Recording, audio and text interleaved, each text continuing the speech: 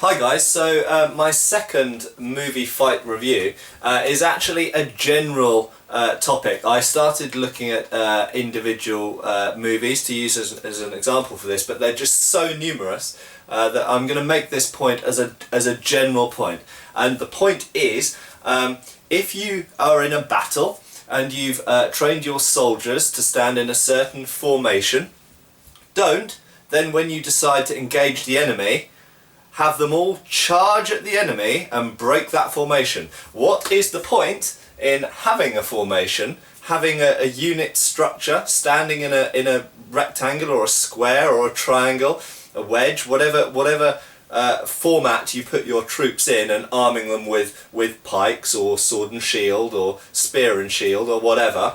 What is the point of having a tactical unit and format like that, and then having them sprint at high speed and jump onto the enemy as their attack? It's totally stupid, and you can see it in so many movies. It's untrue. You can see it in Braveheart. You can see it in Troy. The list goes on and on and on and on. You can see it in Gladiator. It especially annoys me when you have a fighting force as organised and as structured, and that is so much is known about as the Roman army, and they have them in their nice testudo or just a fairly simple shield wall even, and then they have them run at the enemy at high speed and kind of jump onto the enemy's ranks. And sometimes you get two armies doing this at each other, and it's just so annoying. Like, why carry a huge great shield and then run at high speed in a mass, in a disorganised mass, and hurl yourselves upon the enemy with your weapons flapping around in the air and your shield trailing behind you? It's so ridiculous, and I honestly believe it's not just military historians and martial arts people and historical warfare aficionados like me who are bothered by this. Even people who know almost nothing about warfare, I've seen make comments like, why are they doing that? Why do you have a commander tell the troops to stand in nice straight lines and get your shields all interlocking and your spears over there, so you're in a nice unit? There we go, brilliant fighting unit. You're well protected behind your shields. You've got your spears ready, and then they just sprint across a field for 100 yards and jump in the air.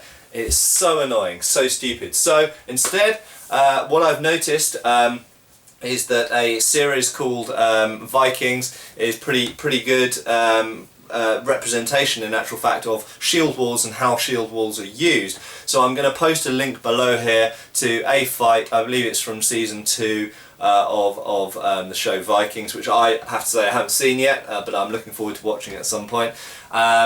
It actually shows shield walls more or less being used how shield walls are supposed to be used.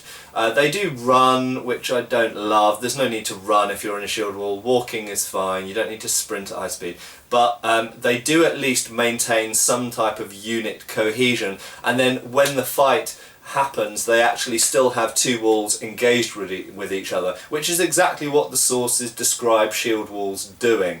And yes, you get some, if you've got two walls come together, sometimes you get a longer wall will lap around the edges of a shorter wall, and this is how shield walls work. They didn't, upon engaging, then break apart into a loose mass and all mix up, because then you can't tell who's friend or foe, and what's the point of having a large shield if you're being attacked from behind? It's stupid. Okay, so I'm going to post that link below. It gives a pretty good impression of what a shield wall is used like, and be critical. Complain when you see organised units of soldiers in films who then break apart and fight as a load of individual duels, not using their weapons appropriately or their unit training tactically. Cheers!